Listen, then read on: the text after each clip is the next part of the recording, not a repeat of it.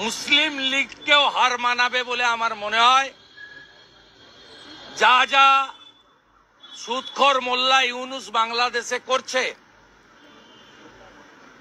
একইভাবে এখানে মমতা ব্যানার্জি এবং তার দল সেই কাজ করছে।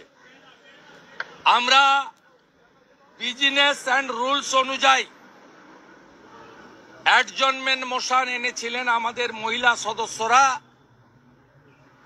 তারা ইতিমধ্যে আপনাদের কাছে সবিস্তারে বলেছেন।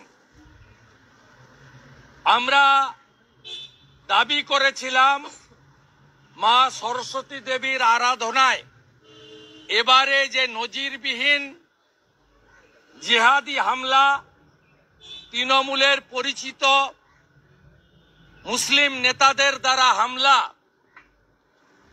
যেভাবে হাইকোর্টের দ্বারস্থ হওয়া, যেভাবে সশস্ত্র পুলিশ আইপিএসদের নেতৃত্বে উপস্থিত থেকে সরস্বতী পুজো, শ্রীপঞ্চমী পুষ্পাঞ্জলি শিক্ষা প্রতিষ্ঠানে পালন করা হয়েছে এবং বাধা দান হয়েছে, এ নজিরবিহীন। আমরা কোনো ইতিহাস থেকে পাই না যে 47-এর আগে ব্রিটিশরা এটা করেছিলেন। আমরা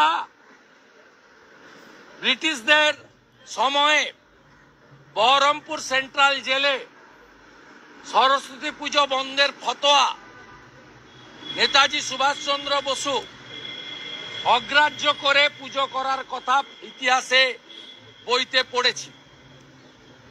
আমরা এবারে যা দেখেছি, আপনারা যা দেখেছেন, ভয়ঙ্কর।